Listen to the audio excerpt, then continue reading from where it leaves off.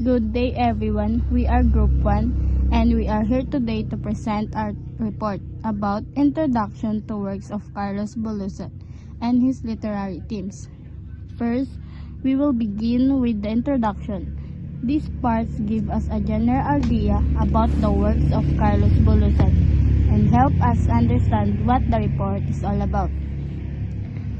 Next, we will move on the objectives. We will explain the goal of our topic to identify Bulosan literary themes, recognize his major works, and understand his contribution to literature. After that, we will proceed to the description. We will discuss the details and important information related to our topic. Now, let's talk about Carlos Bulosan. Si Carlos Bulosan ay isang Filipino-American writer na naging kilala dahil isinulat niya ang tunay na karanasan ng mga Pilipino sa Amerika. Sa kanyang mga akda, madalas niyang tinalakay ang poverty, racism, at migration. Ipinakita niya kung gaano kahirap ang buhay ng mga Pilipino noon, lalo na sa paghahanap ng trabaho at pagtanggap sa ibang bansa. Dahil dito, naging Voice of Filipino Workers in America siya. Para siya ang nagsalita para sa mga Pilipinong walang boses at nakaranas ng diskriminasyon. Next, let's move to literary themes. Sa kanyang mga sinulat, makikita natin ang mga importanteng tema tulad ng equality and justice, kung saan ipinakita niya na lahat ng tao ay dapat pantay-pantay ang karapatan. Ipinakita rin niya ang struggles of immigrants o ang hirap na dinaranas ng mga taong lumipas sa ibang bansa para sa mas magandang buhay. Kasama rin dito ang poverty and oppression, kung saan makikita ang kahirapan at hindi makatarungang pagtrato sa mga Pilipino. Lastly, napakahalaga rin ng tema ng hope and survival. Kahit maraming paghihirap ang naranasan, hindi nawalan ng pag-asa ang mga Pilipino. Patuloy silang lumaban at nagtiwala na balang araw ay magiging mas maayos ang kanilang buhay. Marxist influence focus in economic equality, non-violent revolution, advocates freedom from hunger and oppression. Impluwensya ng mga Marxismo nakataon sa pagbapatay-pantay, ekonomiya, pinagbigyan diin ang pantay na pamamahagi ng yaman. Hindi marahas na revolusyon. Hinihikayat ang pagbabago sa pamamagitan ng payapang paraan. Nagtaguyod ng kalayaan mula sa gutom.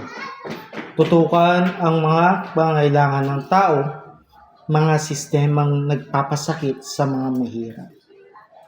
Role of women in histories. Women are loving and kind. Pinapakita ang pagmamahal, ang kabutihan sa gitna ng hirap ng buhay. Often experience strategy. Madalas nakaranas ang trahedya.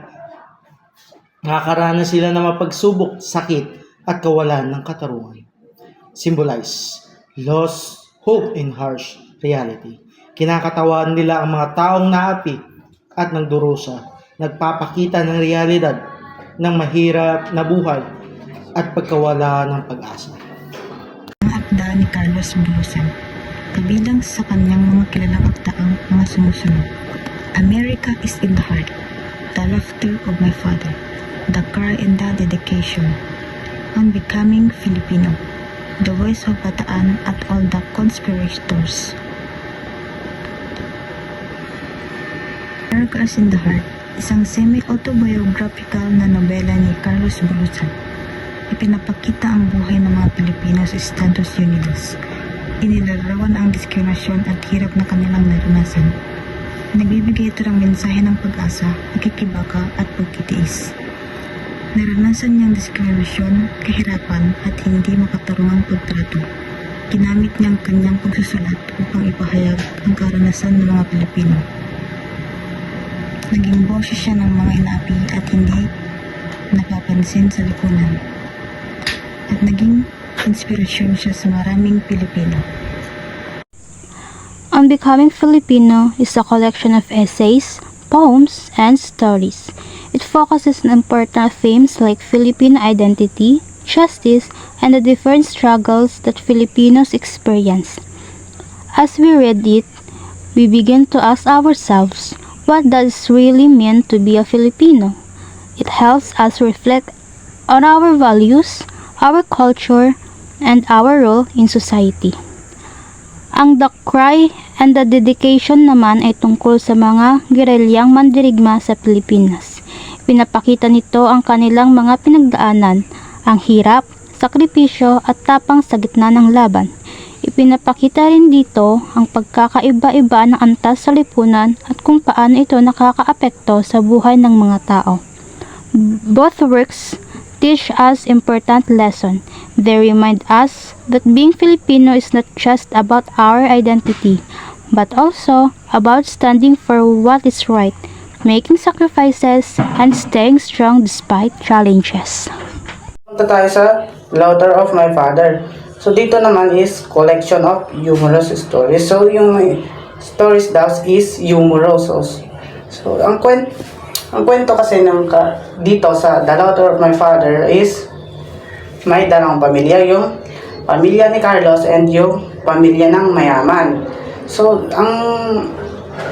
ang nangyari sa story na doon is yung pamilya ni Carlos at pamilya ng mayaman is kumakain silang same. Tapos yung pamilya ni Carlos is tumataba.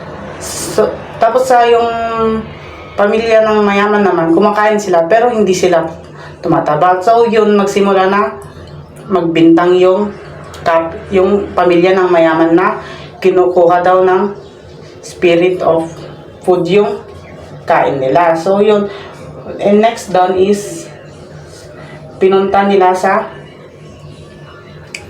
korte sila Carlos kasi ninanakaw daw yung spirit of foods. Pagkatapos nun is wala namang nangyari. So based on family life, so yun yung base yung family life, shows Filipinos culture and values. So doon yung values natin and culture natin. So pumunta na tayo naman sa The Voice of Bataan Collection. So dito naman is Battle of Bataan nangyari sa Pearl Harbor during Japanese regime. Nagsimula siya ng 1942 tapos natapos din ng 1943. Tribute to Filipino soldiers dito yung tribute to Filipino soldiers yung nakipaglaban na 6 na sundalo. So pagkatapos nun is yun, inipon ni Carlos Bulosan para gumawa ng poem. All the Conspirators. One of Bulosan's mystery story set after World War II. At ipinapakita nito ang struggles ng mga tao or ng mga Pilipino pagkatapos ng gera. Survival, kung paano sila naka-survive ng World War II at yung katotohanan pagkatapos ng World War II. Conclusions. Bulosan's work highlights struggle of Filipinos, fight for equality, his writing remain relevant. In conclusion, ang mga works ni Carlos Bulosan ay nagpapakita ng tunay na buhay ng mga Pilipino, lalo na ang kanilang struggles at paghahanap ng equality. Hanggang ngayon, relevant pa rin ang kanyang mensahe tungkol sa justice at hope. And that's for all our report po. Thank you for listening.